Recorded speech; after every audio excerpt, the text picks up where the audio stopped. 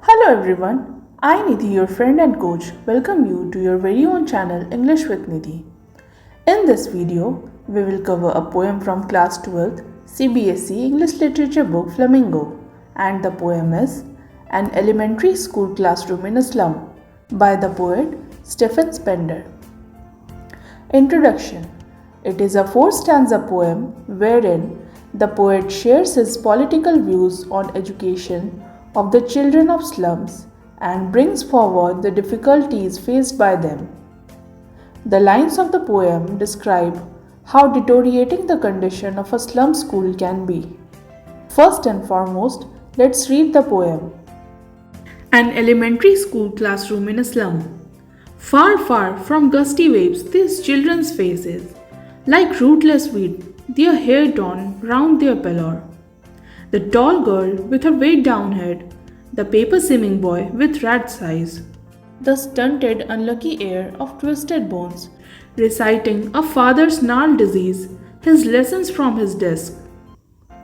At back of the dim class, one unnoted, sweet and young, his eyes live in a dream of squirrel's game, in tree room other than this.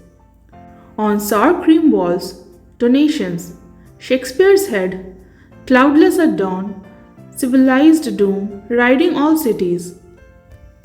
Belt, flowery, Tyrolese valley, open-handed map, awaiting the world its world. And yet, these children, these windows, not this map, their world, where all their futures painted with a fog, a narrow street sealed in with a lead sky, far, far from rivers, capes, and stars of words. Surely, Shakespeare is wicked, the map a bad example, with ships and sun and love tempting them to steal, for lives that slayly turn in their cramped holes. From fog to endless night, on their slag heap, these children wear skin peeped through by bones and spectacles of steel, with mended glass like bottle bits on stone. All of their time and space are foggy slum. So blot their maps with slums as big as doom, unless governor, inspector, visitor. These maps become their window, and these windows that shut open their lives like catacombs. Break, oh break open till they break the town, and show the children to green fields, and make their world run azure on gold sands, and let their tongues run naked into books the white and green leaves open. History theirs whose language is the sun. By Stephen Spender. Before covering the word meanings and explanation of the poem, let's quickly learn about the poet. Name: Stephen Harold Spender. He was born on 28th February 1909 in England and died on 16th July 1995 at the age of 86 in England. By occupation, he was a British poet, novelist, and essayist. His notable works include I Think Continually, 2. On the Third Day, 3. Daybreak, 4. An Elementary School Classroom in a Slum, and 5. O Night, O Trembling Night. His notable awards. Spender was knighted in the year 1983 and received the Golden Pen Award in the year 1995. Now, let's look at some of the important word meanings from the poem. Number 1. Gusty waves, breezy winds. Number 2. Rootless weeds, that is, those that are unwanted. Number 3. Pallor, that is, pale or dull faces. Number 4. Rat's eye. The meaning here is the eyes in which greed is reflected. Number 5. Stunted, that is, not properly developed or abnormally developed. 6. Heir, that is, successor or descendant. 7. Twisted bones. Here it means physically disabled. Number 8. Gnarled, that is, knotted or rough. 9. Dawn, that is, daybreak. 10. Sour cream walls, that is, damp walls. 11. Civilized doom, riding all cities, which means development of cities and the continuous deterioration of the slum area. Number 12. Tyrolese Valley. It is a beautiful and flowery valley in South Tyrol that became a part of Italy. Number 13. Cape. A large piece of land that sticks out into the sea from the coast. Number 14. Star of Words, that is, books or education. Number 15. Wicked, that is, morally wrong. 16. Tempting, that is, attractive or appealing. 17. Slyly, that is, secretly. 18. Crammed holes, that is, dark and constricted space. 19. Slag heap, which means a heap of waste and debris. 20. Mended, that is, repaired. 21. Bold, that is, stain made by ink. 22. Slum, that is, overcrowded urban street or district inhabited by very poor people. 23. Doom, that is, destiny or fate. 24. Catacombs, a series of underground passages and rooms where bodies were buried in the past. 25. Azure, bright blue in color like the cloudless sky. Furthermore, let's cover the summary and explanation of the poem. Summary and explanation. Stanza 1. Far, far from gusty waves, these children's faces, like rootless weeds, the hair torn round their pallor, the tall girl with her weighed down head, the paper-seeming boy with rat's eyes, the stunted, unlucky heir of twisted bones, reciting a father's gnarled disease, his lessons from his desk. At back of the dim class, one unnoted, sweet and young. His eyes live in a dream of squirrel's game in tree room other than this. In the first stanza, the poet gives us a descriptive view of what an elementary school classroom at a slum looks like and how the children who come to this classroom are essentially malnourished and deprived of all things basic to a normal human. Through these lines, the poet describes the appearance of the classroom students. He says that the children's faces look far, far away from the gusty winds, that is, their faces look polar opposite from the strong and confident winds on the beach. Their faces look pale, weak and dull. Their hair looks uncombed on their pale and dirty faces like rootless and unwanted weeds. In the classroom, there is a tall girl as well, with her head weighed down. This is an effect of malnourishment. The girl isn't learning much in the classroom because her head is filled with worry and anxiousness. There is a paper-seeming boy with rat's eyes, that is, the boy is very weak and as thin as a paper, which means that he has no substantial body weight.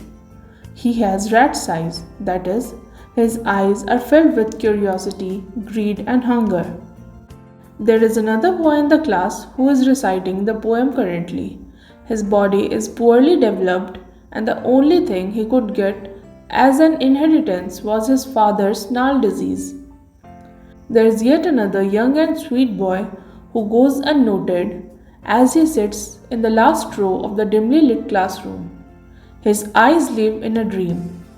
This line suggests that he is daydreaming, presumably because his dream is better than this reality. His mind is not in the classroom but in the world full of trees and greenery where squirrels are playing and running around on the branches of those trees. Stanza 2. On sour cream walls, donations. Shakespeare's head, cloudless at dawn, civilized doom riding all cities, belled flowery tireless valley, open-handed map, awarding the world its world, and yet for these children, these windows, not this map, their world, where all their futures painted with a fog, a narrow street sealed with a lead sky, far, far from rivers, capes, and stars of words. Through this stanza, the poet describes what the classroom the poor children are studying in looks like. The walls are sour cream in color, that is, they are damp and the color is faded due to lack of care and renovation. These walls have a few paintings hanging on them.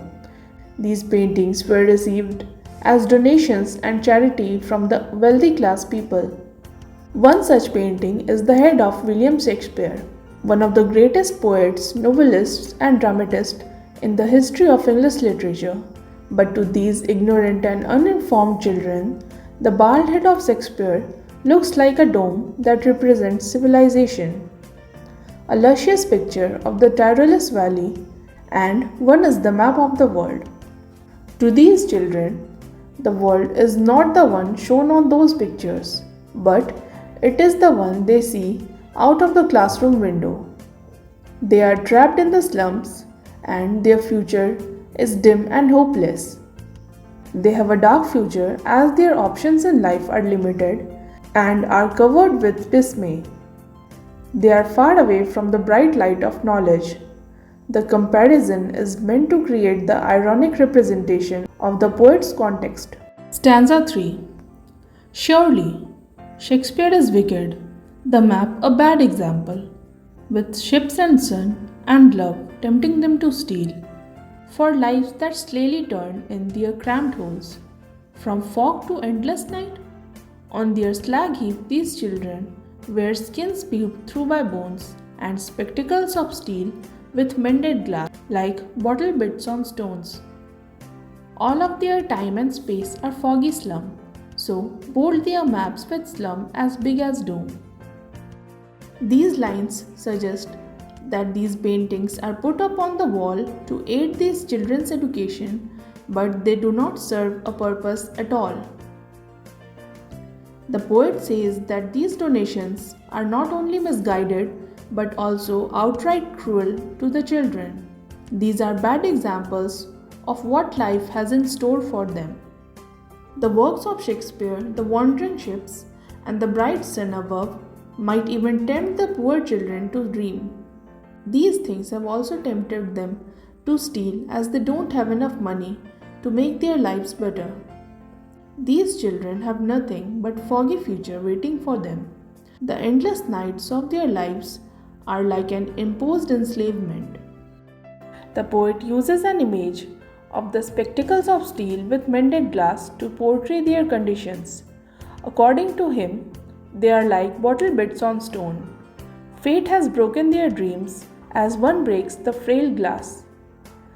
Their probabilities of accomplishing their dreams and wants and moving out of their poverty has been further reduced by building bigger shanty towns. Until and unless they don't come out of the slums, they will never get to know about the world outside. Stanza 4. Unless governor, inspector, visitor, this map becomes their window, and these windows that shut upon their lives like catacombs break open till they break the town and show the children to green fields and make their world run azure on gold sands and let their tongues run naked into books and the white and the green leaves open, history theirs whose language is the sun.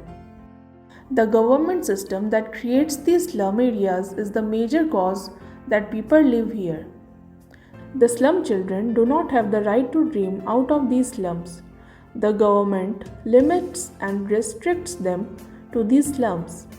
The poet also appeals the authorities to permit these poor kids to go out of the slum so that these children can explore the world outside. What they have right now is only the window to look outside and think. These men try to shut the windows of their world. The poet encourages the children of the slum to come out of their hides and break free and run in the areas with large fields and greenery. The sunny atmosphere and the warm sand of the beach would connect them with a hunger for knowledge.